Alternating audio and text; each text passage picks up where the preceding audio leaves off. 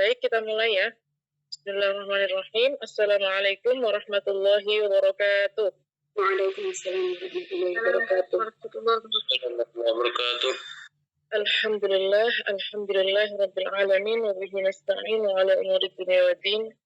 Wassalatu wassalamu ala asyrafil anbiya'i wal mursalin sayyidina wa maulana Muhammadin wa ala alihi wa ashabihi ajma'in, amma ba'd. Alhamdulillah, sore hari ini kita bisa bertemu lagi di dalam majelis yang mulia ini, perkuliahan ilmu qiraat. Dan hari ini kita akan mendengarkan rekan-rekan kita untuk materi sejarah ilmu qiraat. Dan ini adalah materi pertama yang akan kita sambut. Dan yang tadi dikirimkan ke grup itu adalah materinya. Dan teman-teman bisa menyimak juga sambil membaca-baca materi yang sudah dikirimkan di grup tadi. Baik, akan saya serahkan kepada presenter ya untuk sekarang. Silakan.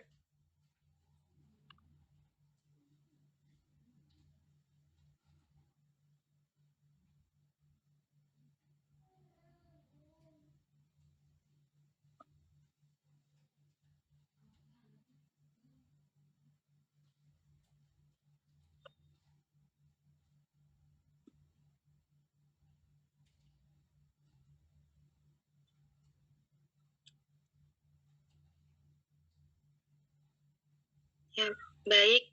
Assalamualaikum warahmatullahi wabarakatuh. Waalaikumsalam. Pertama-tama, marilah kita panjatkan puji syukur kehadirat Allah Subhanahu wa Ta'ala, karena berkat rahmatnya kita bisa mengikuti kegiatan sore hari ini. Perkenalkan, kami dari tim kelompok 1 yang akan mempresentasikan tugas mata kuliah sejarah ilmu qiraat yang berjudul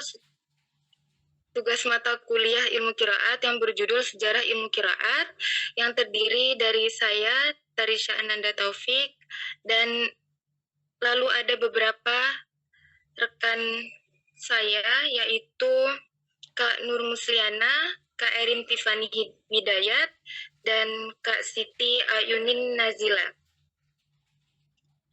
Di sini izinkan kami selama 30 menit ke depan untuk menyampaikan presentasi hari ini. Baik, kita langsung saja ke pembahasan. Topik yang dibahas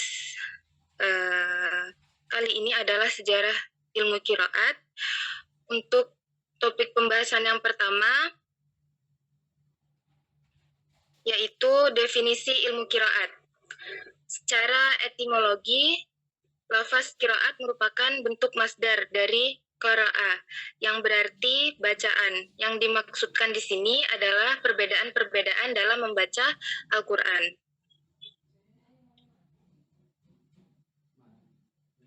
Lalu secara terminologi, terdapat berbagai ungkapan yang dikemukakan oleh para ulama sehubungan dengan pengertian qiraat ini.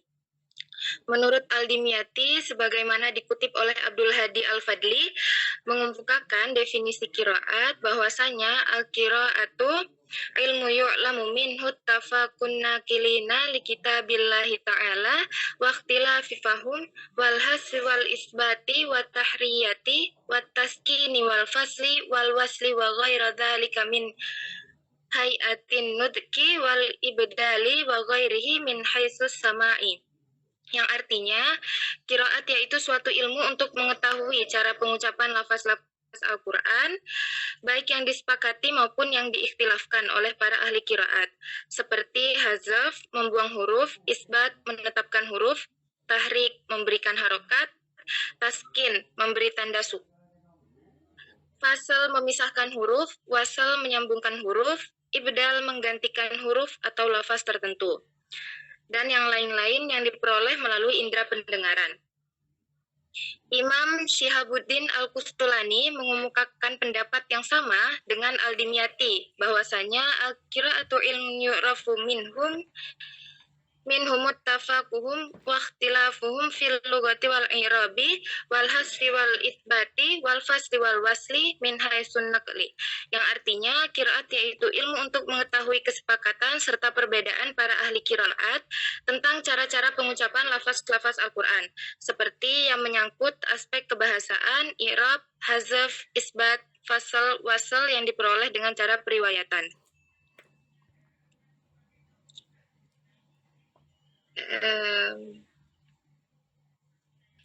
Jadi, definisi di atas juga memberikan tekanan pada 4 persoalan pokok, yaitu yang pertama, ilmu qiraat adalah ilmu yang terkait dengan teks-teks Al-Quran. Dari segi cara pengucapannya, hal ini berbeda dengan ilmu tafsir yang menganalisa makna yang ada di balik teks-teks Al-Quran. Ilmu qiraat sangat mengandalkan oral atau lisan untuk mengucapkan kalimat-kalimat Al-Quran dalam semua seginya, seperti mengucapkan huruf, baik dari segi makhraj dan sifatnya. Hukum-hukum tajwid seperti idgham, iqlab, ikhfa, izhar, dan lain sebagainya. Sesuai dengan apa yang telah diajarkan oleh Nabi kepada para sahabatnya. Hal ini berbeda dengan membaca teks lain selain Al-Quran, seperti membaca teks hadis Nabi yang tidak mengharuskan cara-cara seperti melafalkan Al-Quran. Dengan demikian, ilmu qiraat sangat terkait dengan tatbik atau praktik membaca. Mungkin banyak orang yang mengerti teori ilmu qiraat, tapi pada akhirnya dia harus juga pandai mempraktikkan teori tersebut dengan baik dan benar. Seperti apa yang dikatakan oleh Ibnu Al-Jazari dalam Thaibah Al-Nashr, "Walaisa bainahu wa baina tarkuhu illa riyadatum ri'im bifakihi," yang artinya hubungan timbal balik antara seseorang dengan ilmu qiraat adalah jika dia terus-menerus menggerak-gerakkan mulutnya. Yang kedua, ilmu qiraat sangat terkait dengan Arabisme. Hal ini tidak bisa disangkal lagi karena Al-Quran diturunkan di Jazirah Arab kepada Nabi yang berbangsa Arab dan kaum yang juga berbangsa Arab. Bahasa yang digunakan juga berbahasa Arab. Maka cara pengucapan kalimat-kalimat Al-Quran juga mengacu pada orang-orang Arab melafalkan kalimat-kalimatnya. Bagi bangsa yang non-Arab, pada saat melafalkan Al-Quran harus menyesuaikan diri dengan cara yang digunakan oleh orang Arab yang fasih membaca, lalu dipadukan dengan cara yang diajarkan oleh Nabi kepada para sahabat. Seorang qari-qari'ah yang mahir adalah mereka yang mampu melafalkan Al-Quran secara tepat. Seakan-akan dia adalah orang Arab, tidak kelihatan lagi lahjah ajamiyahnya atau aksen ajamnya.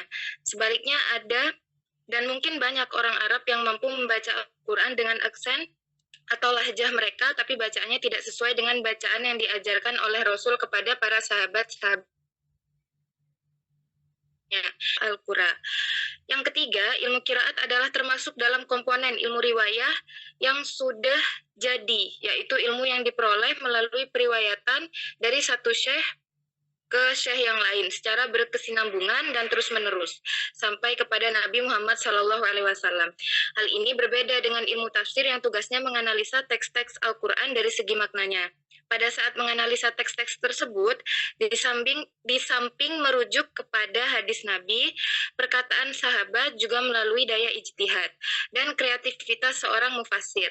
Hasil ijtihad seorang mufassir jika berlandaskan kepada kriteria penafsiran Al-Quran yang telah disepakati, walaupun berbeda dengan hasil ijtihad penafsir yang lain, dan walaupun tidak ada berlandaskan satu periwayatan dari Nabi, masih bisa ditolerir dan bisa diterima. Ini berbeda dengan ilmu qiraat yang sama sekali tidak menerima adanya perbedaan karena berdasarkan ijtihad atau qiyas. Perbedaan bacaan bisa diterima jika betul-betul berasal dari Nabi. Imam Al-Shatibi berkata dalam kitabnya Hizar Al-Amani, yang artinya tidak ada tempat pijakan atau pintu masuk bagi masuknya qiyas atau ijtihad dalam ilmu qiraat. Terimalah dengan lapang dada apa yang ada pada qiraat. Dengan adanya silsilah sanad dalam ilmu qiraat, maka Al-Quran masih tetap dalam orisinilitas dan kemurniannya. Inilah sesungguhnya urgensi mempelajari ilmu qiraat. Yang keempat, ilmu qiraat sangat terkait dengan rasul mushaf Utsmani, karena setiap bacaan harus selalu mengacu kepada mushaf Al-Quran yang telah mendapatkan persetujuan dan ijma para sahabat Nabi pada masa penulisan mushaf pada zaman Utsman bin Affan atau mushaf yang sesuai dengan rasul Utsmani. Poin selanjutnya sejarah perkembangan dan pembukuan ilmu qiraat yang akan dijelaskan oleh rekan kami Kak Yunin Nazila. Silakan. Baik, terima kasih atas waktunya. Lanjut, yaitu sejarah perkembangan dan pembukuan ilmu qiraat. Sebagaimana diketahui bahwa terdapat perbedaan pendapat tentang waktu mulai diturunkannya qiraat. Yaitu ada yang mengatakan qiraat mulai diturunkan di Mekah bersamaan dengan turunnya Al-Quran.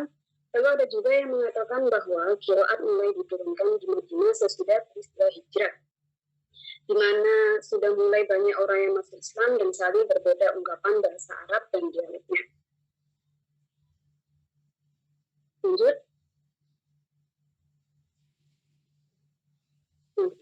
Untuk mengurai persoalan ini, ada beberapa pembahasan yang patut dikemukakan di sini, yaitu ada 6. Yang pertama yaitu qiraat pada masa Nabi, lalu yang kedua ada qiraat pada masa sahabat dan tabi'in, lalu ketiga munculnya komunitas ahli qiraat, lalu kemudian yang keempat yaitu kodifikasi ilmu qiraat, yang kelima terbentuknya qiraat sab'ah, lalu yang terakhir yang keenam penyederhanaan perawi imam qiraat sab'ah.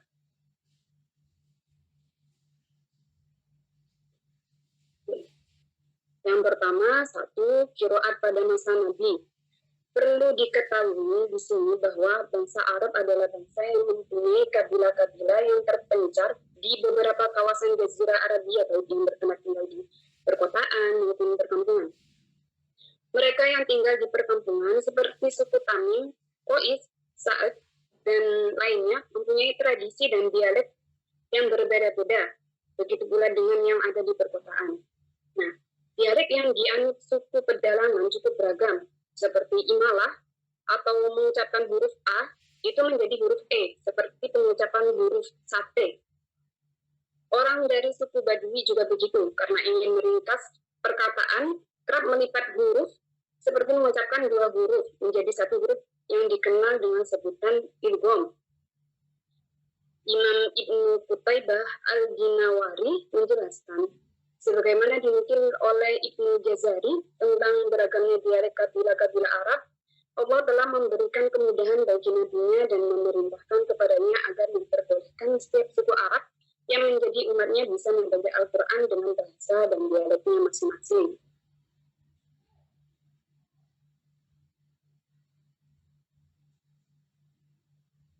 Lalu yang kedua yaitu qiraat pada masa sahabat dan tabi'in. Setelah Nabi Muhammad meninggal, para sahabat Nabi melanjutkan tradisi yang telah dirintis oleh Nabi, yaitu mengajarkan Al-Quran kepada para murid-murid mereka. Ada di antara mereka yang masih tetap di Madinah dan Mekah untuk mengajarkan Al-Quran, dan ada pula beberapa sahabat yang ditugaskan untuk menyebarkan Al-Quran di negeri lain. Perlu digarisbawahi di sini yaitu bahwa pengajaran qiraat oleh para sahabat kepada murid mereka itu berdasarkan cara bacaan yang mereka dapatkan dari Nabi.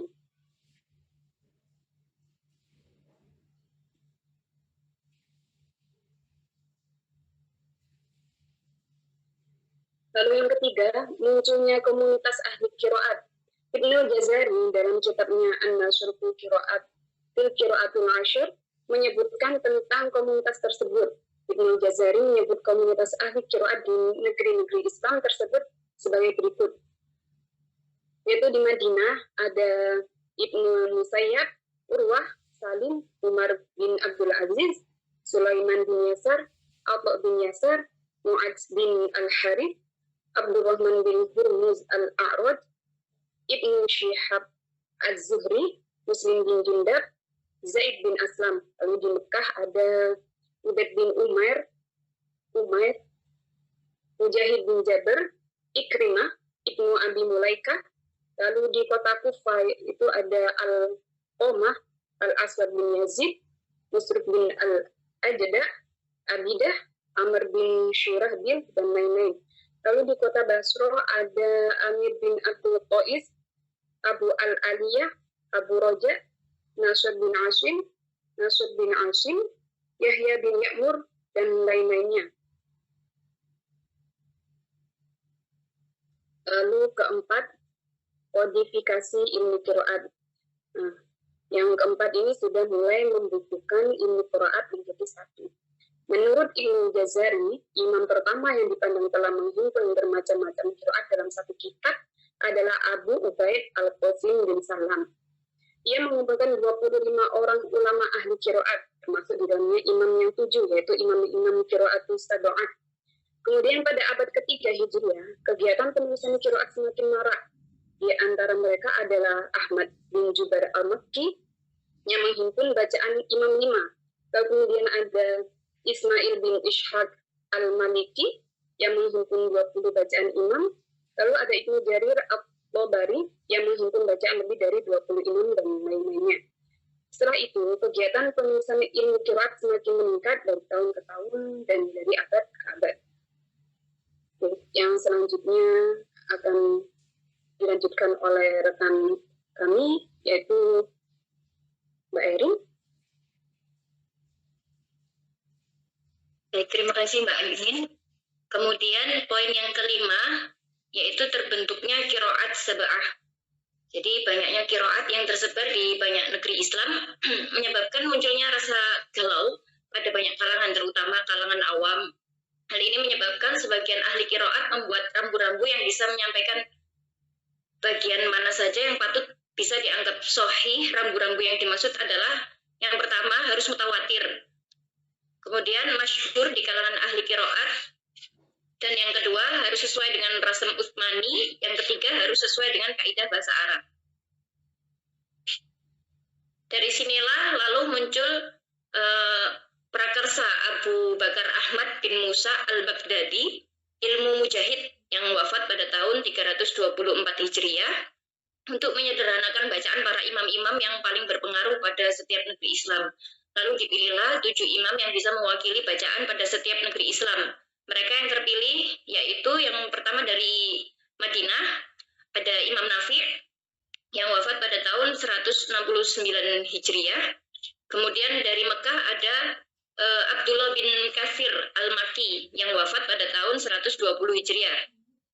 Kemudian dari Busrah ada Abu Amr al-Bashri yang wafat pada tahun 154. Lalu dari Syam ada Abdullah bin Amir yang wafat pada tahun 118 Hijriah. Kemudian dari Kufah ini terpilih ada 3 imam, yaitu Imam Asim bin Abi al-Najud yang wafat pada tahun 127. Kemudian ada Hamzah bin Habib.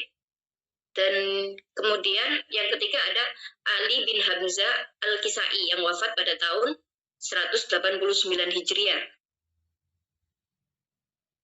Pemilihan ke-7 imam tersebut berdasarkan kriteria yang sangat ketat.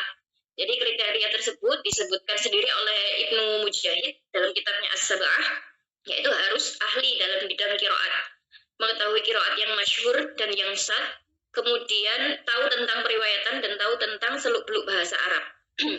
Ibnu Mujahid juga berkata, di antara para ahli Al-Quran ada yang tahu tentang seluk-beluk i'rab, qiraat, bahasa, mengerti tentang arti dari masing-masing kalimat, tahu tentang qiraat yang syadz, mampu memberikan penilaian kepada riwayat-riwayat. Inilah imam yang patut didatangi oleh para penghafal Al-Quran pada setiap negeri kaum muslimin. Kemudian yang keenam, poin keenam, penyederhanaan perawi imam qiraat sab'ah. Jadi pada kitab As-Sab'ah Ibnu Mujahid masih menyertakan banyak perawi dari setiap imam, dari imam 7 itu tadi. Kemudian pada periode berikutnya muncullah seorang ahli qiraat kenamaan dari Andalus yang bernama Utsman bin Sa'id Abu Amr ad-Dani yang wafat pada tahun 444 Hijriah menyederhanakan para perawi dari setiap imam qiraat 7 menjadi 2 pada setiap imam. Ad-Dani berpendapat bahwa adanya 2 rawi pada setiap imam lebih memudahkan menghafal materi qiraat dari masing-masing imam. Dan 2 rawi pada setiap imam sudah bisa mewakili para rawi dari setiap imam. Penyederhanaan rawi menjadi 2 rawi dari setiap imam bisa kita lihat pada kitabnya At-Taisir. Rawi-rawi yang disebut oleh Ad-Dani untuk setiap imam adalah sebagai berikut. Yang pertama ada Qalun yang wafat pada tahun 205 dan juga Waris yang wafat pada tahun 197. Mereka berdua berdua meriwayatkan qiraat dari Imam Nafi. Kemudian ada yang kedua Qunbul wafat tahun 291 Hijriah dan Al-Bazi wafat pada tahun 250 Hijriah yang meriwayatkan qiraat dari Imam Ibnu Katsir. Lalu yang ketiga ada Ad-Duri yang wafat pada tahun 246 dan Al-Susi yang wafat pada tahun 261 meriwayatkan qiraat dari Imam Abu Am. Yang keempat ada Hisham yang wafat pada tahun 254 Hijriah dan Ibnu Zakwan yang wafat pada tahun 242. Beliau berdua meriwayatkan qiraat dari Imam Ibnu Amir. Yang kelima ada Syu'bah wafat pada tahun 193, kemudian Hafiz wafat pada tahun 180 Hijriah dan mereka berdua meriwayatkan qiraat dari Imam Asim. Dan Hafiz An-Asim inilah yang sering kita gunakan dan masyhur di Indonesia. Kemudian yang keenam ada Khalaf yang wafat pada tahun 229 Hijriah dan Khalad wafat pada tahun 220 Hijriah. Mereka berdua meriwayatkan qiraat dari Imam Hamzah. Lalu yang ketujuh ada Abu Al-Harith yang wafat pada tahun 240 Hijriah. Kemudian tambah Hafiz Ad-Duri yang wafat pada tahun 246 yang meriwayatkan qiraat dari Imam Al-Kisai. Apa yang ditetapkan oleh Imam Ad-Dani ternyata mendapatkan perhatian yang demikian besar dari para ahli qiraat pada masa setelah Ad-Dani. Hal tersebut bisa dilihat dari kemunculan Imam Asy-Syatibi yang wafat pada tahun 591 Hijriah yang telah berhasil menulis materi qiraat sab'ah yang terdapat dalam kitab At-Taisir menjadi untaian syair yang sangat indah dan menggugah. Syair itu berjumlah 1171 bait. Kumpulan syair-syair itu dinamakan Hirf Al-Amani wa Wajh Al-Tohani yang kemudian lebih dikenal dengan sebutan Syatibiyah. Syair-syair Syatibiyah ini telah menggugah banyak ahli qiraat untuk mensyarahinya. Jumlah kitab yang mensyarahi syair Syatibiyah ini lebih dari 50 kitab. Kemudian macam-macam qiraat. Poin berikutnya macam-macam qiraat. Sebagian ulama menyimpulkan macam-macam qiraat menjadi 6 macam. Yang pertama mutawatir, yaitu qiraat yang dinukil oleh sejumlah besar periwayat yang tidak mungkin bersepakat untuk berdusta dari sejumlah orang yang seperti itu dan sanadnya bersambung hingga kepada Rasulullah SAW. Kemudian yang kedua masyhur, yaitu qiraat yang sahih sanadnya tetapi tidak mencapai derajat mutawatir sesuai dengan kaidah bahasa Arab dan rasam Usmani serta terkenal pula di kalangan para ahli qiraat dan tidak terdapat cacat. Yang ketiga ahad, yaitu qiraat yang sahih sanadnya tetapi tidak sesuai atau menyalahi rasam Usmani, menyalahi kaidah bahasa Arab atau tidak terkenal seperti halnya dua qiraat yang telah disebutkan tadi. Kemudian yang keempat syad, yaitu qiraat yang tidak sahih sanadnya. Contohnya pada surat Al-Fatihah ayat keempat yang harusnya dibaca Maliki Yaumiddin, di sini dia dibaca Malaka Yaumaddin dengan bentuk fi'il madi dan menasabkan yauma. Kemudian yang kelima maudhu, yaitu qiraat yang tidak ada asalnya.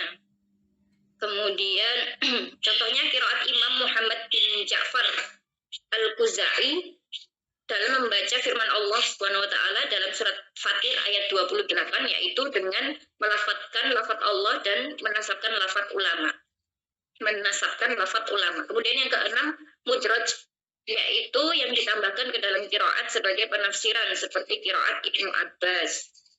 Kemudian poin berikutnya ada klasifikasi qiraat berdasarkan jumlah perawi. Yang pertama ada qiraat sab'ah, yaitu qiraat yang diriwayatkan oleh 7 imam yang sudah maklum.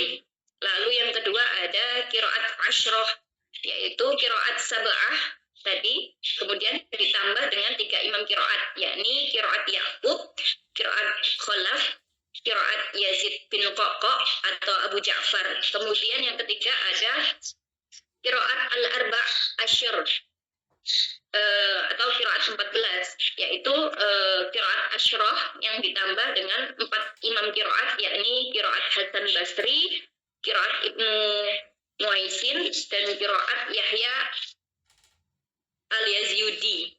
Kemudian satu lagi qiraat al-Shanabut. Akan halnya tentang qiraat 7, mayoritas ulama menilai sebagian mutawatirah. Akan halnya tentang qiraat 7, mayoritas ulama menilai sebagai mutawatirah. Kemudian tentang kemutawatirannya disebutkan oleh Ibnu As-Subki, qiraat 7 adalah mutawatirah yang sempurna kemutawatirannya, yakni dinukilkan dari Nabi Muhammad SAW.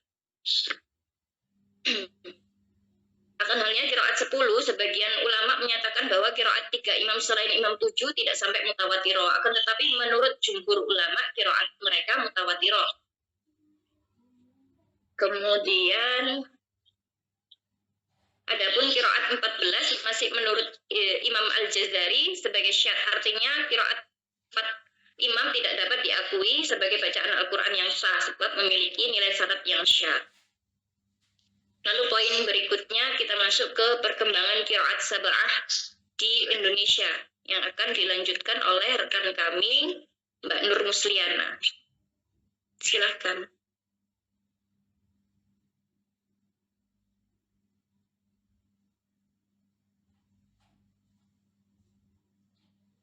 Oke, saya lanjutkan untuk poin selanjutnya, yakni perkembangan qiraat sab'ah di Indonesia.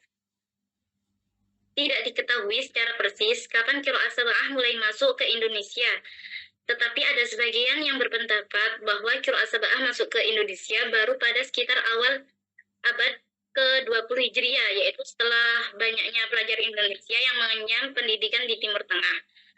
Ulama yang memprovokasi masuknya ilmu qiraah di Indonesia salah satunya diantaranya yaitu Syekh Muhammad Munawwir bin Abdullah Ar-Rasyid dari Krapia, atau yang biasa kita ketahui Yai Munawwir Krapia. Terus ada lagi Syekh Munawwir ini juga mempelajari ilmu qiraah dari Hijaz. Kemudian sepulangnya dari sana beliau mendistribusikan ilmu qiraah ini kepada murid-muridnya. Salah satu muridnya Syekh Muhammad Munawwir niki yaitu beliau Syekh Arwani Amin Kudus. Arwani Amin Kudus.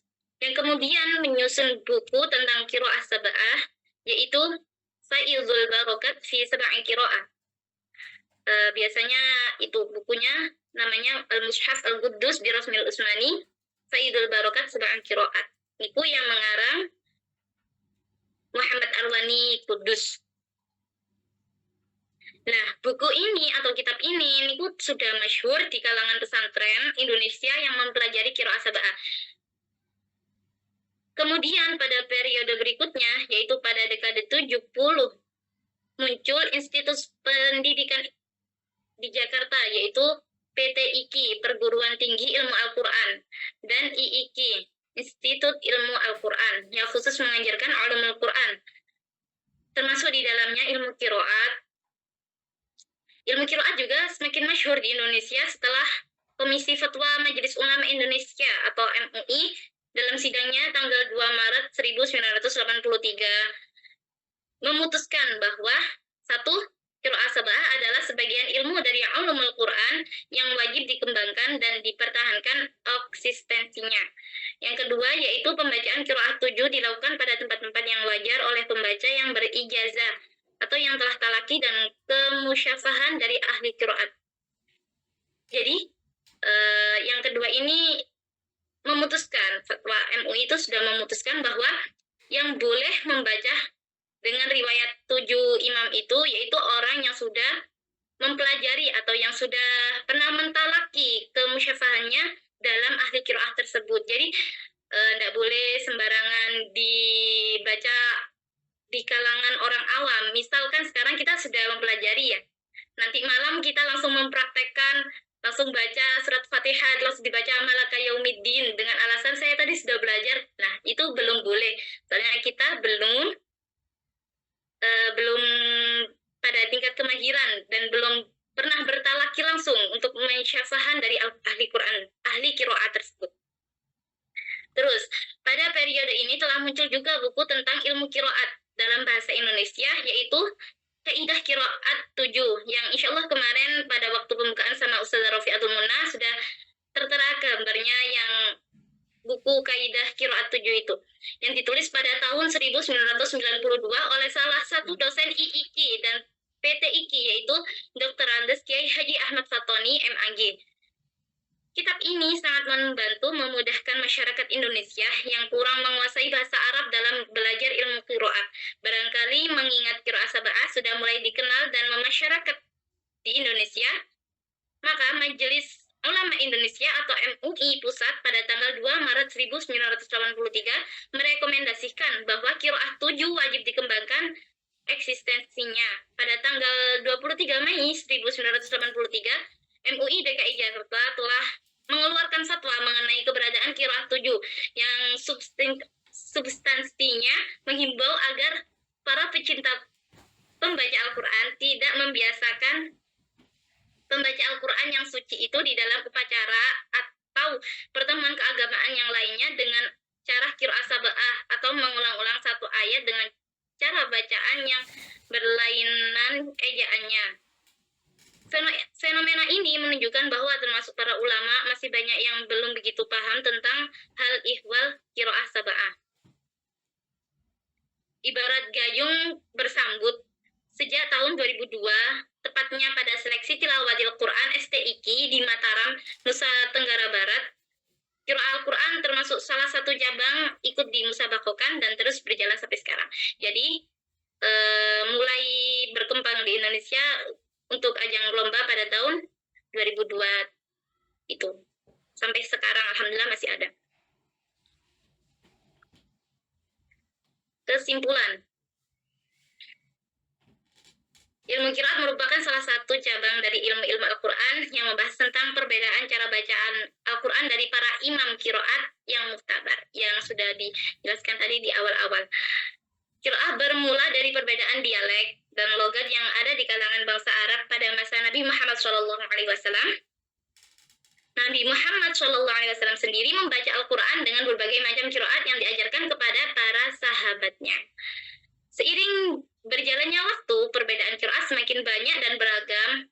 Oleh karena itu, para ulama kemudian melakukan kodifikasi dan standarisasi terhadap qiraat. Dari proses tersebut lahirlah 7 imam qiraah yang terkenal, yaitu ada Imam Nafi', terus ada Ibnu Katsir, ada Abu Amr, ada Ibnu Amir, ada Asim, ada Hamzah, ada Al-Kisai. Itu semua yang sudah terstandarisasi bacaan qiraatnya.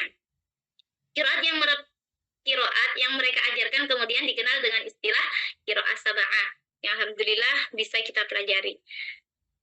Oke, sekian presentasi dari kami. Mohon maaf jika ada salah katanya. Kami selaku kelompok 1 memohon maaf yang sebesar-besarnya karena kesalahan murni dari kita. Kalau kelebihan insya Allah dari Allah Ta'ala. Oke, kita tutup. Assalamualaikum warahmatullahi wabarakatuh. Waalaikumsalam warahmatullahi wabarakatuh.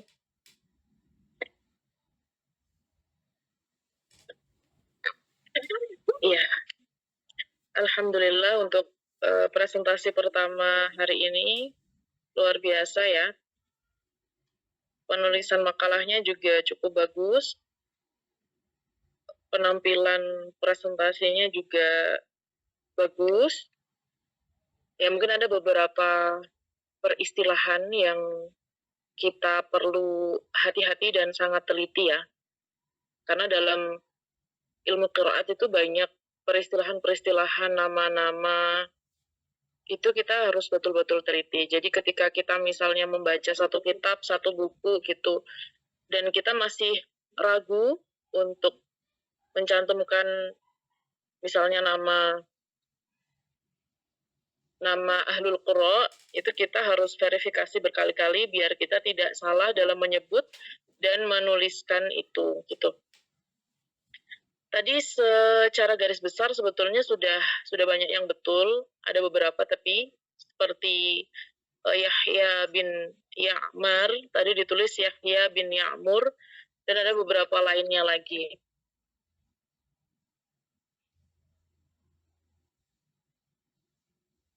Jadi sudah cukup baik menurut saya. Baik, sebelum saya komentari lebih lanjut, ada yang perlu saya komentari, nanti ada yang perlu saya tambahkan juga. Ini kita buka ya untuk pertanyaannya. Silahkan bagi teman-teman yang ingin bertanya kepada pemateri, kita buka pertanyaan. Boleh silahkan 3 penanya.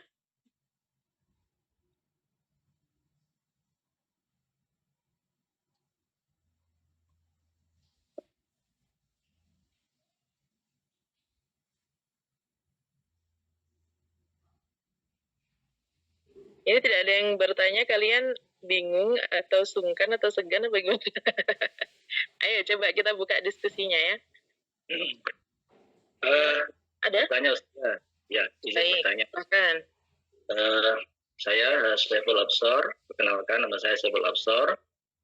Saya tadi kalau tidak salah sempat mendengar keterangan dari pemateri bahwasanya Rasulullah pernah membaca Al-Quran dengan berbagai dialek, kalau tidak salah di penutup tadi. Nah, adakah riwayat yang mengatakan seperti itu? Ya, bahwasanya Rasulullah pernah membaca Al-Quran dengan berbagai dialek, beberapa dialek. Itu pertanyaan yang pertama. Kemudian pertanyaan yang kedua, mungkin karena saya sangat awam ya tentang ilmu qiraat. Kenapa kok kemudian muncul ilmu qiraat ya? Padahal dulu ketika Rosem Usmani atau Mushaf Imami, Mushaf Imam yang Mushaf Usmani itu disusun itu adalah untuk menyatukan baik itu qiraat maupun tulisan dari Al-Quran. Mungkin itu 2 pertanyaan dari saya. Sebelumnya mohon maaf, matur nuwun. Assalamualaikum warahmatullahi wabarakatuh. Waalaikumsalam warahmatullahi wabarakatuh. Bagaimana pemateri? Ditampung dulu atau langsung dijawab nih?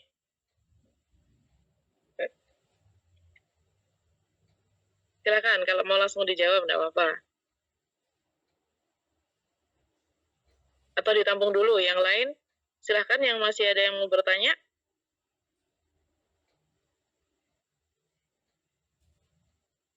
Sambil pemateri menyiapkan nih, masih mencari-carinya. Yang lain silahkan, boleh dibuka diskusinya lagi. Menarik kok, ilmu qiraat itu kalau kita bahas menarik banget.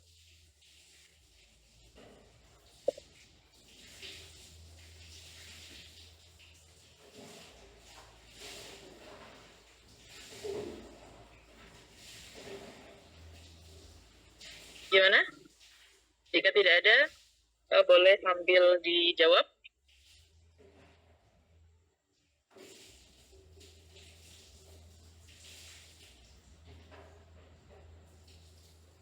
Pada perkuliahan sebelum-sebelumnya itu kadang kalau ada teman-teman yang mempertanyakan sesuatu atau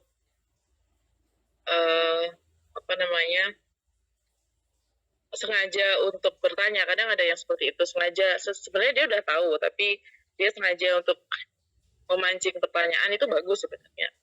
Jadi nanti kalau misalnya dari materi misalnya kurang bisa tepat ketika menjawab, silahkan teman-teman yang lain boleh membantu. Nanti kalau sudah bulat, nanti saya di bagian paling akhir aja, biar bulat dulu.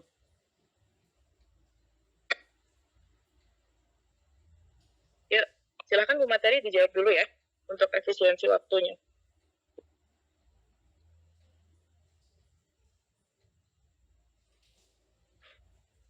Mungkin yang pertama yaitu tentang apa tadi?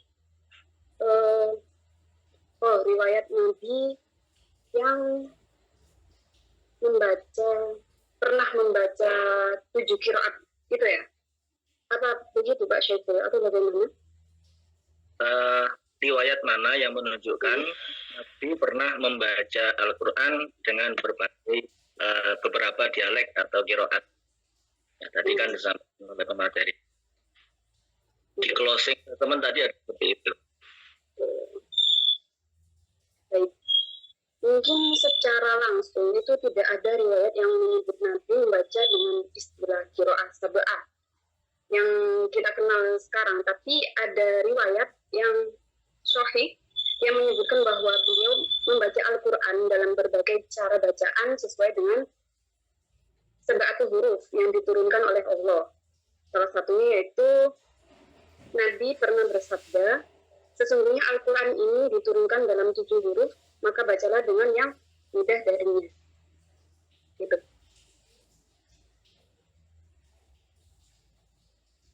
Untuk yang pertama, yang kedua tadi apa? Apa teman-teman?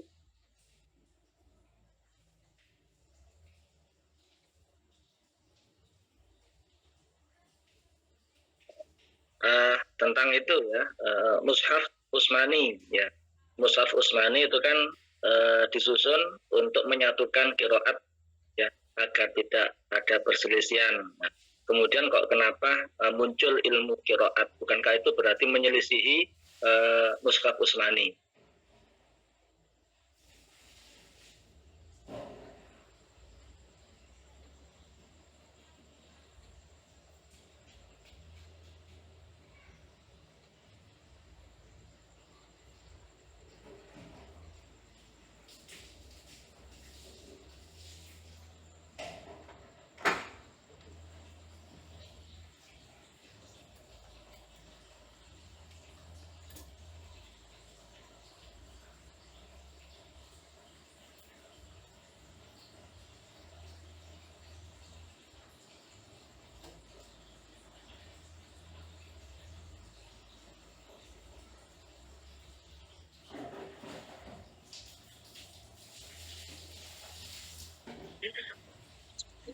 Gimana? Mau dijawab? Memberi bantuan Ustazah. Gimana? Saya mau mungkin memberi komentar gitu Ustazah, memberi pendapat. Iya, silahkan. Kalau dilihat dari sejarah ilmu Al-Quran, kodifikasi yang ilmu Al-Quran itu pada masa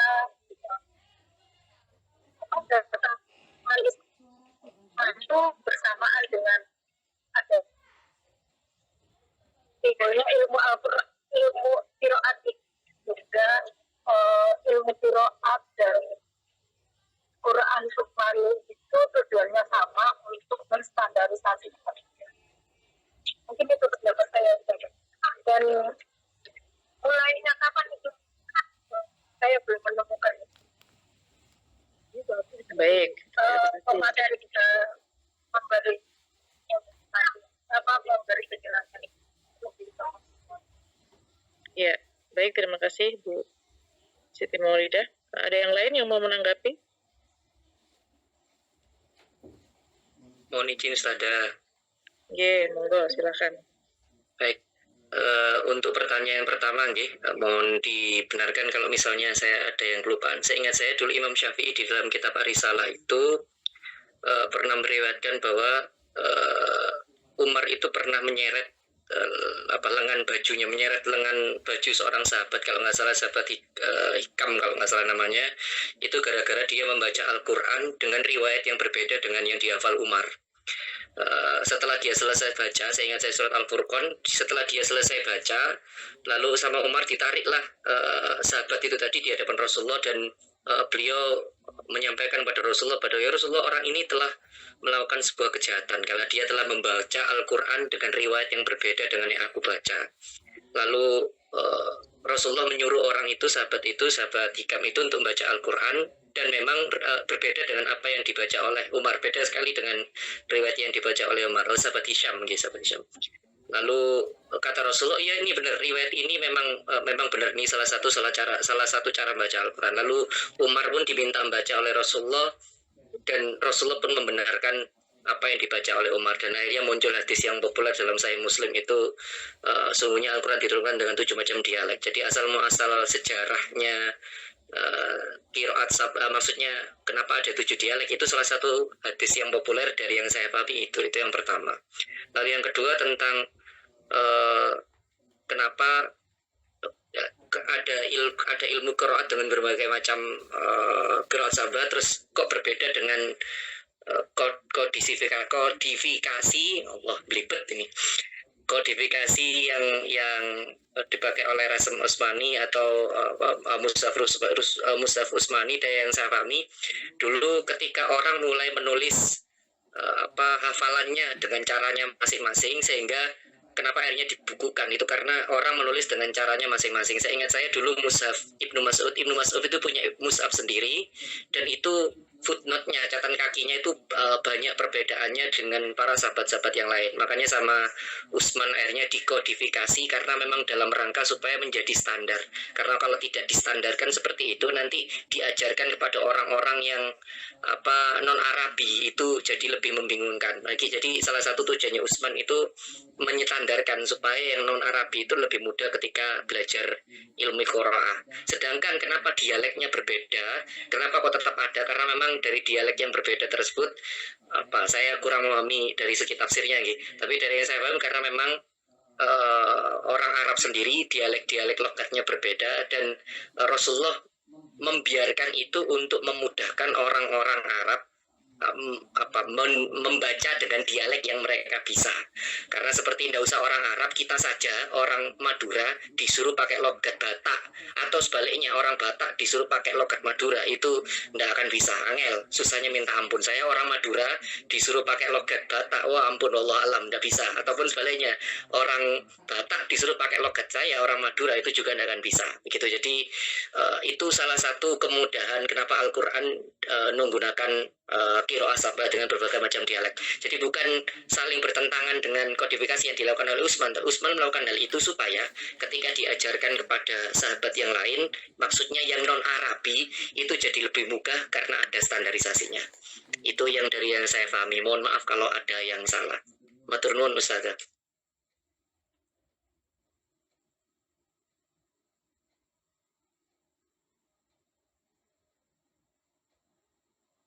Oke, baik. Ada lagi yang mau ditanyakan? Silakan yang lain.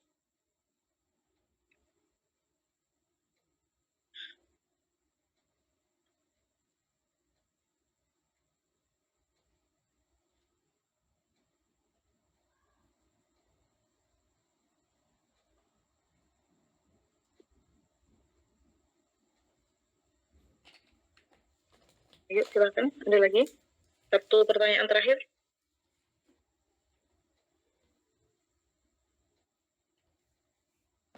Atau pemateri mau menanggapi sesuatu?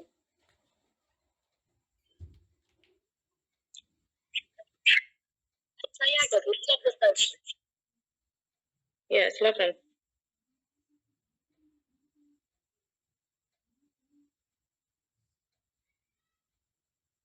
Ya, silakan Ibu.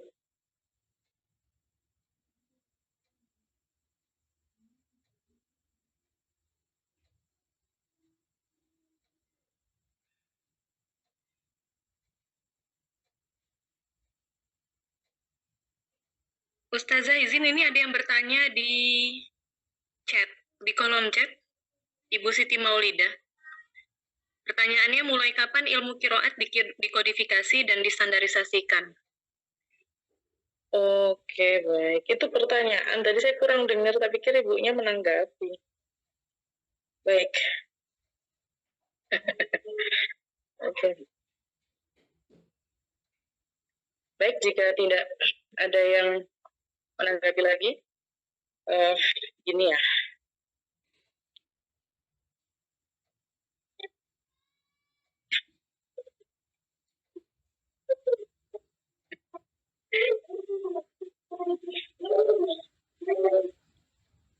Oke, untuk pertanyaan pertama tadi sudah ditanggapi dengan baik oleh Pak Syaiful. Terima kasih banyak. Untuk hadisnya, nanti teman-teman silahkan cari sendiri, itu hadis yang sangat populer. Jadi tidak mungkin kalian tidak menemukannya. Ya, jadi silahkan kalian upluk-upluk sendiri, ya. Karena ada beberapa hal yang perlu saya sampaikan. Untuk yang kedua tadi sebenarnya pertanyaannya itu gini, maksudnya Pak, siapa tadi yang nanya? Pak Saiful ya tadi yang nanya? Iya, Ustazah. Iya. Oke, maksudnya penanya itu, kenapa ada perbedaan bacaan? Kenapa tiba-tiba ada perbedaan qiraat? Padahal kan dulu misinya itu kan untuk menyatukan, untuk menstandarisasi sehingga bacaan itu dihimpun dengan baik dan bisa diterima oleh umat muslim, bisa dipelajari sesuai standar. Dan itu pertanyaan jebakan. Karena dari awal Al-Quran turun itu sudah berbeda, sudah ada bacaan yang berbeda-beda. Jadi malaikat Jibril ketika membacakan Al-Quran kepada Nabi, kalian juga pasti sudah tahu hadisnya, silakan nanti dicari sendiri ya, hadis yang populer ini. Jadi Nabi itu seringkali meminta malaikat Jibril untuk memberikan diksi yang lain atau pilihan bacaan yang lain selain bacaan yang dibaca malaikat Jibril, karena Nabi itu kan diceritakan beliau ummi, tidak bisa baca, tidak bisa tulis. Karena itu salah satu mukjizat, itu bukan kelemahan, itu mukjizat agar Al-Quran itu tidak dianggap sebagai karya beliau. Dan itu mukjizat, jadi bukan kekurangan. Nah, jadi dari awal Al-Quran diturunkan, itu sudah ada opsi-opsi riwayatnya dari malaikat Jibril langsung. Jadi bukan tiba-tiba, bukan awalnya khalifah mau menyatukan, tiba-tiba ada perbedaan, bukan seperti itu. Ya, konteksnya bukan seperti itu. Dari awal itu sudah ada ikhtilafat al-qiraat. Bukan juga, tadi di kesimpulannya makalahnya ada qiraat itu karena perbedaan dialek. Bukan juga seperti itu. Karena Al-Quran diturunkan ya sab'atu ahruf itu.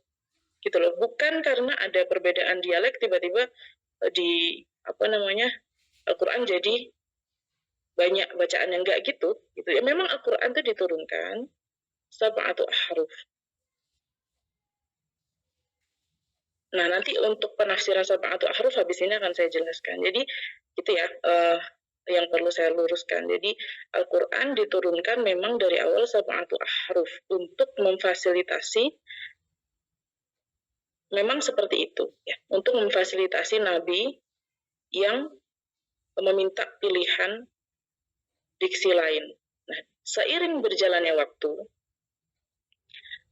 Nabi kan juga mengajarkan kepada para sahabat, dan sahabat mengajarkan kepada murid-muridnya. Ketika zaman sahabat masih ada Nabi SAW masih bisa mengajarkan langsung. Itu ada beberapa peristiwa, salah satunya seperti yang diceritakan oleh Bapak tadi yang menjawab pertanyaan. Dan ada beberapa cerita yang lain. Jadi posisinya Nabi itu bukan secara langsung membaca Al-Quran berbeda-beda gitu dalam satu forum, tidak. Jadi misalnya Nabi kan memiliki banyak murid. Ketika Nabi mengajarkan pada murid Nabi, sahabat Nabi yang asalnya dari Quraisy, beliau mengajarkan itu dengan lughat Quraisy, sesuai dengan Al-Quran yang diturunkan. Nanti ketika mengajarkan kepada misalnya Bani yang lain, misalnya Ansor, itu juga menyesuaikan. Nanti kalau misalnya, jadi kita juga tidak secara gamblang mengetahui bagaimana prosesnya seperti itu, meskipun kita sudah menguplik-nguplik hadis kita bolak-balik juga tidak secara detail dijelaskan gitu, tapi gambarannya seperti itu. Jadi tidak dalam satu, kalau sekarang kan kita mungkin lebih bisa dalam satu majelis langsung dibaca, ada beberapa bacaan. Kalau dulu tidak seperti itu. Makanya tadi ada beberapa peristiwa yang cukup mengagetkan zaman Nabi dulu. Ada beberapa orang yang dan mereka itu kebanyakan tidak saling tahu gitu. Itu adalah salah satu strategi Nabi ketika menyampaikan bacaan Al-Quran gitu, agar orang-orang juga secara proaktif nanti ketika ada permasalahan mereka akan mengkonsultasikan itu. Jadi kalau misalnya ada permasalahan bacaan yang berbeda, makanya rame zaman dulu. Kok ini bacaannya tidak sama dengan saya? Ini bacaannya tidak sama dengan saya, banyak bermunculan perbedaan. Nah, itu sebetulnya tujuannya adalah shock effect, agar orang-orang langsung sadar seketika, oh berarti Al-Quran itu bacaan diturunkan ya seperti ini, ya berbeda gitu loh. Tidak satu bacaan maksudnya. Jadi memang alurnya seperti itu.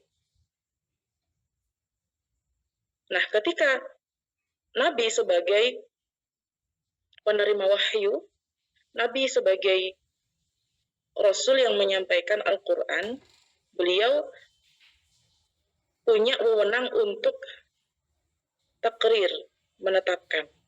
Nah, ketetapan Nabi itu kan juga bagian dari hadis. Gitu. Bukan hanya kata-kata Nabi, bukan hanya sabda Nabi, bukan hanya perilaku Nabi, tapi ketetapan Nabi. Gini maksudnya, penetapan itu ketika ada satu peristiwa, Nabi tidak menyalahkan, Nabi boleh jadi membenarkan, boleh jadi Nabi diam, tidak menyalahkan, itu namanya menetapkan. Jadi takrirnya Nabi itu seperti itu. Itu dianggap sebagai dasar hukum juga. Nah, dalam kasus bacaan yang berbeda tadi, itu Nabi menetapkan bahwa bacaan itu tidak salah, entah itu secara langsung, atau beliau hanya diam dan mengatakan untuk menyudahi pertikaian. Nah, jadi itu ketetapan Nabi juga merupakan dasar hukum, juga merupakan hadis. Biasanya seperti itu. Nah, untuk penjelasan lebih lanjutnya, kalian bisa baca kitab Tarikhul Qiraat Minal Masyriq ilal Maghrib. Silahkan dibaca. Ini juga yang saya kutip sedikit di sini. Nah, tadi yang ingin saya lengkapi adalah biasanya nanti di belakang akan ada pertanyaan-pertanyaan bermunculan. Jadi apakah sab'atu ahruf itu qiraat sab'ah? Karena seringkali itu simpang siur. Jadi harus kita luruskan dari awal. Sab'atu ahruf itu berbeda dengan qiraat sab'ah. Ya, kalian harus fokus ya. Sab'atu ahruf itu berbeda dengan qiraat sab'ah. Ketika kita bicara sab'atu ahruf, kita bicara dasar hukum, dasar Al-Quran diturunkan dengan 7 huruf.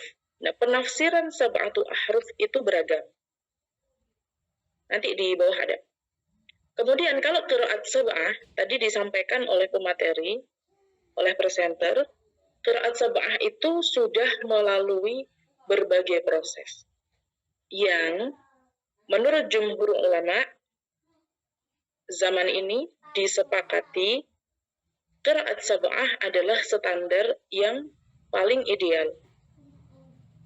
Meskipun Allahu a'lam kita juga tidak tahu. Nanti di belakang saya jelaskan alasannya kenapa. Nah, gitu ya, itu dulu. Pelan-pelan. Jadi sab'atu ahruf, Al-Quran diturunkan sab'atu ahruf. Bukan dari awal Al-Quran ada 7 imam, bukan seperti itu. Ya, karena penghimpunan 7 imam ini sudah melalui proses tangan-tangan manusia. Ya, sudah melalui proses pengkodifikasian, standarisasi, pemilahan, dan lain-lain sebagainya yang di dalamnya mungkin akan banyak celah juga gitu. Meskipun kalau kita lihat secara akademik, kalau kita lihat kitab-kitabnya, kita buka lagi, itu nampaknya sudah cukup baik, cukup standar gitu. Meskipun ada beberapa pertanyaan-pertanyaan yang juga masih membuat kita, para peneliti qiraat ini, lumayan penasaran. Nah, jadi gitu ya. Nanti jadi kalian harus selesai dalam peristilahan ini. Jangan sampai nanti ada simpang siur lagi. Oke? Nah, kemudian begini. Perbedaan bacaan dalam Al-Qur'an itu ada kriterianya. Tidak semua perbedaan bacaan di dalam Al-Qur'an itu berdampak hukum. Ayat Al-Qur'an itu kan macam-macam ya. Ada ayat tentang hukum fikih, ada ayat akidah, ada ayat tauhid, ada berbagai macam cerita. Nah, yang seringkali ditanyakan itu adalah apakah itu berdampak langsung terhadap perbedaan hukum. Iya, tapi sangat sedikit. Jadi ketika kita bicara perbedaan bacaan, tidak mungkin perbedaan bacaan itu akan membuat hukum-hukum yang sudah ditetapkan itu menjadi dibatalkan. Atau perintah-perintah yang sudah ditetapkan itu menjadi dibatalkan. Itu tidak mungkin. Jadi ini yang perlu kalian ketahui, karena ini bahaya kalau tidak clear di awal. Makanya perbedaan itu sangat mustahil ya ketika itu berbeda secara kontradiktif. Misalnya Al-Qur'an melarang kita untuk menyekutukan Tuhan. Tiba-tiba ada orang yang aneh nyeleneh mengatakan qiraat berpengaruh membatalkan isbatus syirk. Itu aneh gitu. Jadi tidak mungkin. Makanya untuk hukum-hukum yang sudah clear di dalam Al-Qur'an itu tidak mungkin terbatalkan ya dengan adanya ikhtilafat qiraat. Misalnya diperintahkan sholat. Tidak mungkin bacaan qiraat, perbedaan bacaan itu berdampak pada hukum sholat. Sholat perintah ya perintah. Nggak mungkin jadi nggak perintah. Jadi ini harus clear. Kemudian tidak mungkin perbedaan bacaan itu membuat, misalnya Al-Qur'an sudah mengatakan perbuatan ini buruk, perbuatan ini baik. Itu tidak mungkin terbalik-balik. Gitu. Jadi perbedaan bacaan itu objeknya biasanya hanya sangat sedikit. Gitu. Misalnya yang awalnya yakhda'un menjadi yukhadi'un. Itu kan perbedaan maknanya sangat minim. Perbedaan maknanya hanya sangat sedikit gitu. Perbedaan penafsirannya juga sangat sedikit. Jadi tidak mungkin sampai membatalkan ketetapan hukum, ketetapan syariat. Gitu ya, clear di sini. Kemudian soal lahjah, soal dialek. Dialek yang ada pada masa itu, orang Arab itu kan memang banyak, tadi sudah disampaikan oleh pemateri, banyak suku-suku, banyak kabilah-kabilah. Tapi hampir semua bahasa Al-Qur'an itu sebagian besar adalah bahasa Al-Qabail Al-Hijaziyah. Seperti Quraisy dan Ansar. Dan dikatakan kalau kita membaca bacaan tentang Mushaf Imam yang disebarkan oleh Sayyidina Utsman, itu kan antara 4 sampai 6 eksemplar. Dan itu kalau dalam kitab ini mengatakannya 4. dari 4 mushaf itu 3-nya adalah bahasa Quraisy. Ya, saking kuatnya bahasa Quraisy. Tapi dalam beberapa rujukan itu memang namanya juga misalnya tetangga kampung ya, tetangga desa, itu kan bahasanya saling mempengaruhi. Nah, ada beberapa peristilahan, satu kata, dua kata, pemilihan diksi itu kadang-kadang yang mirip dengan bahasa suku tetangga gitu. Tapi pada dasarnya itu memang juga dipakai oleh suku Quraisy. Makanya itu sudah menjadi lahjah Quraisy gitu. Jadi bahasa itu kan standarnya kalau bahasa itu dipakai oleh satu kaum berarti itu bahasanya mereka. Itu meskipun mungkin originnya, asalnya itu bahasanya suku sana gitu, misalnya suku sebelah gitu. Tapi ketika bahasa itu dipakai oleh satu kaum, maka itu menjadi bahasanya mereka gitu, dalam kurun waktu tertentu. Nah, makanya ada beberapa mungkin istilah peristilahan dalam Al-Quran itu yang memang secara spesifik origin bahasanya itu bukan dari Quraisy, tapi itu dipakai oleh Quraisy juga, oleh suku Quraisy juga. Jadi memang saking kuatnya pengaruh asal-usul Nabi gitu. Jadi Nabi itu kan Quraisy dan beliau memang fasih. Jadi itu adalah salah satu pemilihan yang sangat tepat gitu. Jadi Al-Qur'an itu diturunkan seperti itu. Kemudian soal sab'atu ahruf ya, penafsiran sab'atu ahruf. Dari semua perdebatan, kalau saya ngambilnya satu sebenarnya, tapi di sini saya akan ambil contoh yang lain yang jadi kalian punya perbandingan. Misalnya ada maqalah yang mengatakan ahruf as-sab'ah itu dianggap sebagai misalnya ungkapan al-amr, perintah ya di dalam Al-Qur'an, an-nahyu, larangan, al-wa'du, sumpah, al-wa'id, janji, al-jadal, perdebatan, al-qasas, cerita-cerita, dan al-amthal, perumpamaan. Ada juga yang mengatakan al-amr, an-nahyu, al-halal, al-haram, al-muhkam, tasyabih, amthal.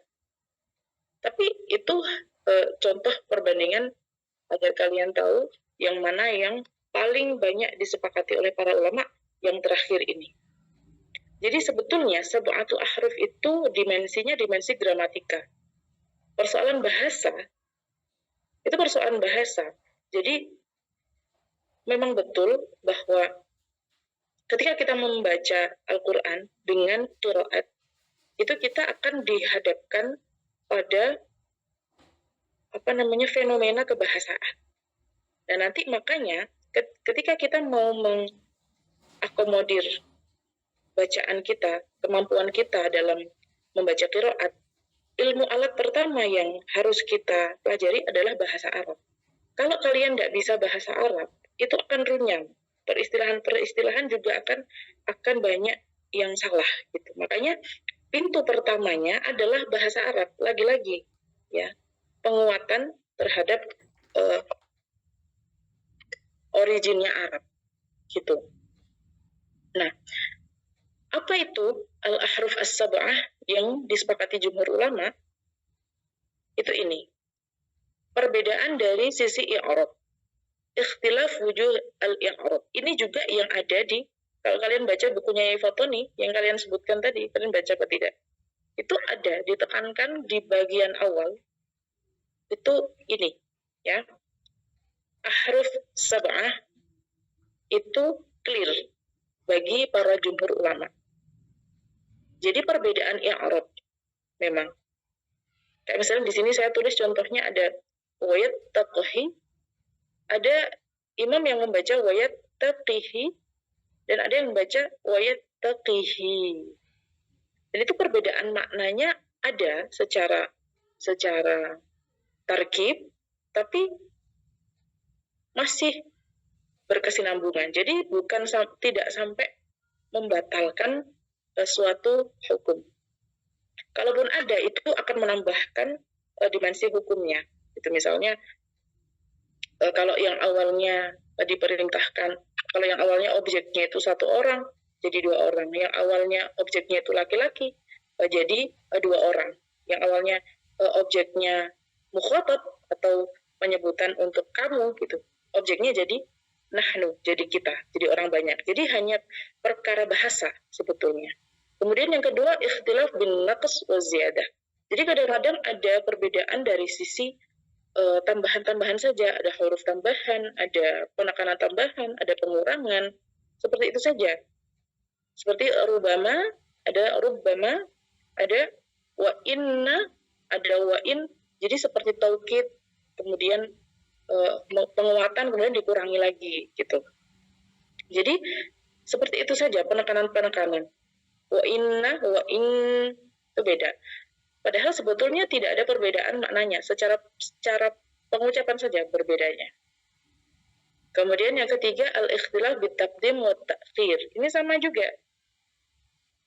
Qutilu wa qatalu, qatalu wa qutilu. Hanya berbeda yang ditaruh bagian depan mana, taruh bagian akhir mana. Itu aja. Gitu. Kemudian ada al-ikhtilaf bil ibdal. Ini malah hanya berbeda dari sisi harokatnya saja. Ada imam yang membaca 2 harokat, 4 harokat, 6 harokat, dan ada aturan berpasang-pasangan ketika bertemu dengan dhatul ya, dan lain sebagainya. Kemudian yang terakhir ada ikhtilaful lahjah. Jadi lahjah itu, perkara lahjah itu hanya salah satu dari makna ahruf as-sab'ah. Gitu. Jadi bukan, seringkali kan orang-orang ahruf sab'ah lahjah, ahruf sab'ah lahjah, lagi-lagi lahjah. Bukan. Banyak hal gitu. Salah satunya lahjah gitu.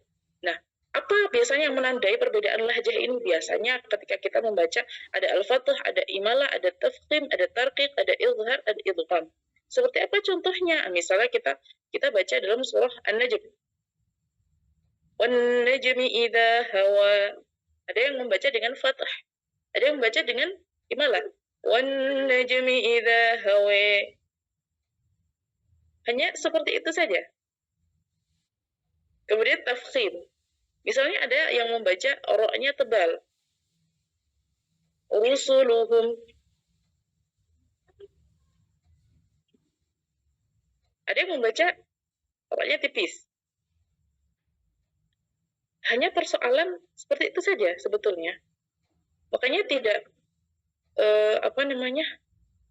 tidak elok jika kita membahas ilmu qiraat ini terlalu bulat sebenarnya. Kadang tulisan orang tuh ketika dibaca kok mumet gini sih, padahal kalau dijelaskan tuh, kalau kita memahami betul itu simpel sebetulnya. Kemudian ada izhar dan idgham. Itu ada imam qiraat yang membaca dengan idgham. Wa iyyakun, ada yang membaca izhar atau tanpa idgham.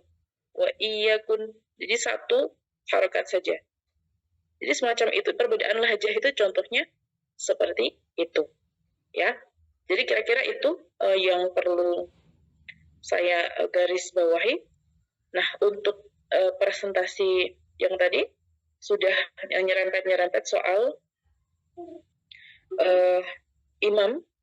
Nah, ini untuk presentasi selanjutnya, kalian akan kelompok selanjutnya akan membahas tentang imam qiraat. Nanti tolong difokuskan. Nah, untuk kelompoknya besok akan saya kirimkan, karena saya masih memilah-milah juga, membagi juga. Ini yang presentasi pertama kenapa 4 orang, karena saya pikir materinya memang banyak, jadi butuh banyak orang.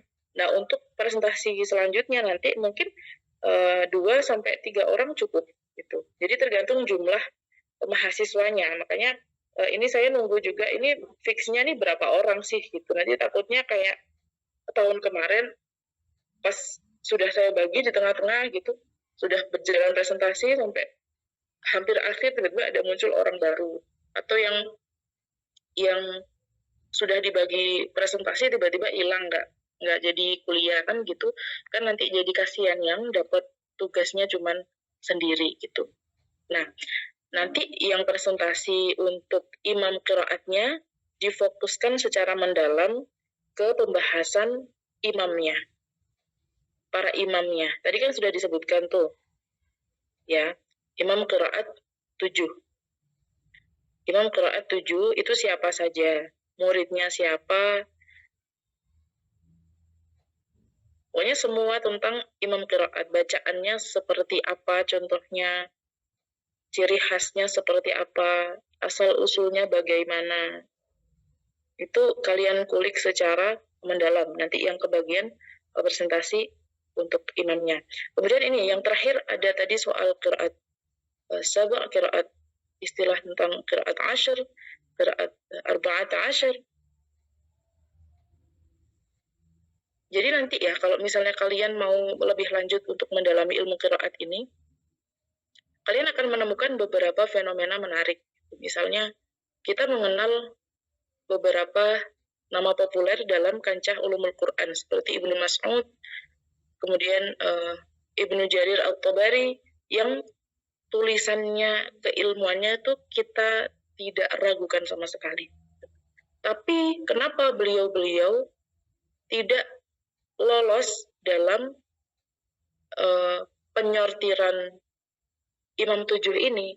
Karena Ibnu Mujahid itu memiliki beberapa kriteria. Nah, nanti yang presentasi ke depan, kalian jelaskan ini. Kriterianya Ibnu Mujahid itu apa saja? Secara gamblang ya, kalian jelaskan kriterianya apa sehingga menemukan 7 imam ini. Nanti kalian cari di bukunya Ibnu Mujahid, di kitabnya As-Sab'ah fil Qiraat. Ada. Nah, nanti kalian akan menemukan ada beberapa nama populer yang tidak masuk dalam bacaan qiraat sab'ah. Bukan berarti bacaannya beliau itu salah. Bukan. Bukan berarti kredibilitas keilmuannya diragukan, bukan.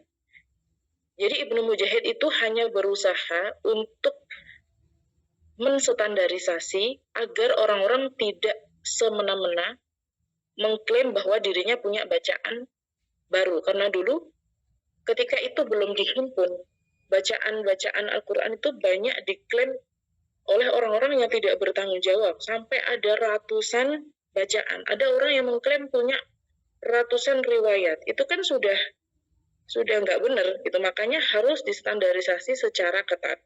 Nah, wakilah untuk imam qiraat 10 itu masih mutawatir. Ya. Kalau menurut guru-guru saya masih mutawatir. Jadi qiraat 7 mutawatir, qiraat 10 mutawatir. Gitu. Bahkan ada yang mengatakan nanti sampai 20 sekian, nah itu baru syadzah. Ya, tapi itu agak berbahaya. Jadi kita ikut makalah yang yang umum aja. Ya kira-kira seperti itu yang ingin saya garis bawahi. Terima kasih banyak untuk yang sudah presentasi hari ini. Siapa ini namanya? Ayuni Nazila, Erin Tiffany, Nur Musliana, satu tadi Jabat Arisha Ananda. Terima kasih banyak, sangat bagus untuk permulaan. Nanti silahkan kalau misalnya makalahnya mau direvisi berdasarkan apa yang saya sampaikan, tapi sangat sedikit revisinya, tidak banyak-banyak. Jadi untuk pertemuan sore ini kita tutup, kita selesaikan sampai sini. Terima kasih. Allahu a'lam. Ya, gimana? Tanya sebentar, Ustazah. Iya, silakan. Tadi kan Ustazah, itu kan yang untuk pertanyaannya Pak Saiful tadi, Ya. Jawabannya kan ternyata kan Al-Quran itu sudah dari awal turun itu sudah ada pilihan-pilihan riwayatnya, sudah diturunkan dengan sab'atu ahruf itu tadi Ustazah ya berarti.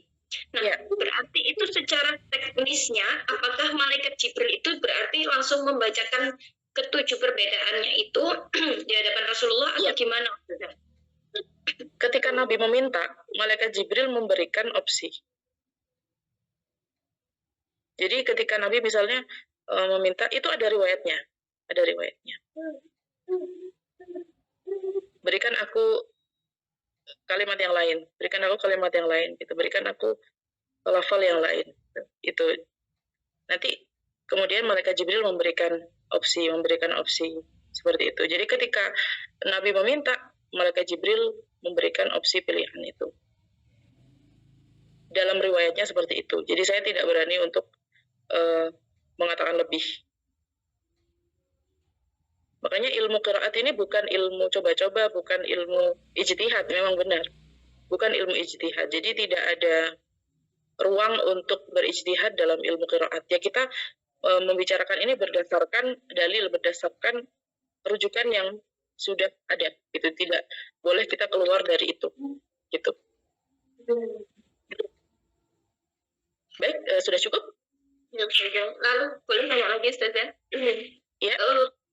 Tapi kan nggak langsung dari awal kan permintaan Rasul ini kepada malaikat Jibril, karena kan awal-awal turun kan nggak mungkin langsung minta dengan sebab. Iya, makanya tidak semua kata-kata dalam Al-Quran itu ada perbedaan, tidak semua.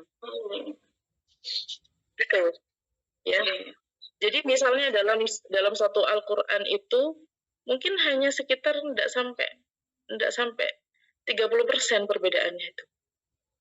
Yang lain itu sama. Ya, jadi kalian jangan menganggap perbedaan itu semuanya berbeda. Enggak. Bukan. Ya. Lebih banyak yang sama dibanding yang berbeda. Gitu. Dan kalaupun ada perbedaan, itu sangat minim. Nanti namanya ada farsul huruf, itu perbedaan yang dari segi kata yang berbeda istilah, itu ada nanti, tapi itu pun juga sangat sedikit. Tuh. Husnudzon saya sebenarnya itu untuk melengkapi hazanah keislaman. Itu memang tujuannya memang untuk seperti itu. Gitu. Makanya kalau misalnya dikatakan kok diturunkan berbeda, antara perbedaannya dengan kesamaannya jauh lebih banyak kesamaannya. Jadi misalnya bacaannya Qalun dengan bacaannya Hafs, berbeda imam ya. Riwayat Hafs dari Imam Asim, Qalun dari Imam Nafi', itu pun banyak yang sama. Dan lain-lain juga banyak yang sama.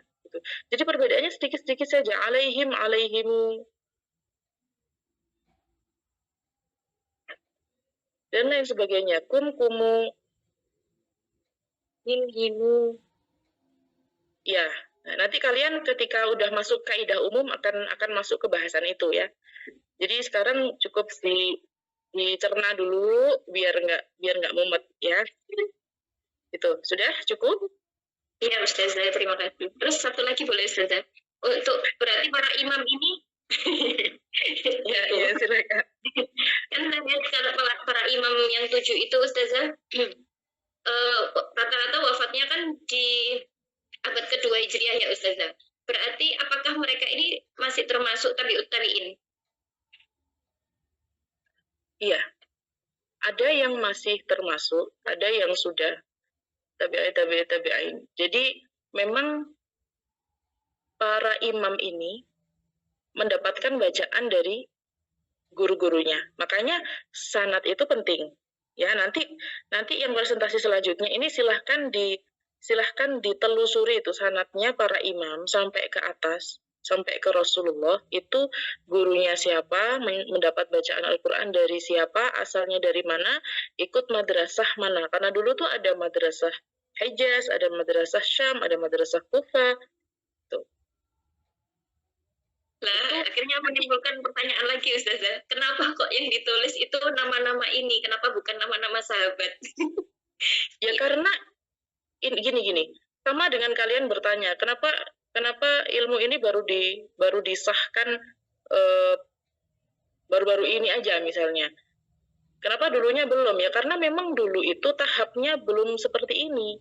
Kondisinya itu masih kondisi menyampaikan bacaan Al-Quran gitu loh, belum ada yang punya keberanian untuk menghimpun.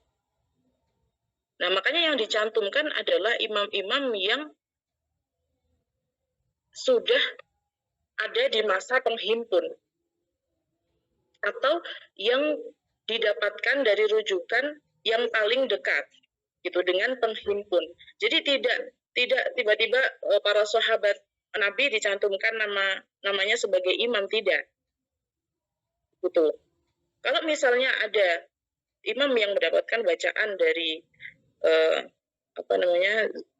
Zaid bin Thabit misalnya, nah itu nanti bukan Zaid bin Thabit yang dicantumkan, bukan. Muridnya mendapatkan bacaan dari siapa, muridnya pun itu nanti diverifikasi lagi. Yang masuk kriteria ini siapa, yang sanadnya itu muttasil, tidak terputus, yang orangnya itu tidak pernah berbohong, yang orangnya itu dapat dipercaya, berbagai macam kriteria itu. Nah makanya untuk menstandarisasi itu kan baru muncul idenya itu dari Abu Ubaid Al-Qasim bin Salam. Itu muncul idenya, baru muncul idenya. Beliau sudah mulai menghimpun. Tapi resminya itu adalah ketika Ibnu Mujahid menghimpun. Itu baru berbentuk sebagai satu disiplin ilmu. Gitu. Jadi prosesnya satu ilmu itu kan begitu biasanya. Tapi kita tetap menyebutkan originnya, aslinya. Nah, kalau misalnya nanti ini kita sebutkan dengan originnya langsung, nanti kita menyebutkannya langsung ke Nabi dong. Nggak perlu ke sahabat, ngapain ke sahabat? Langsung ke Nabi aja. Tapi kan kalau kayak gitu kan nanti budaya keilmuan kita kan nggak jalan tuh.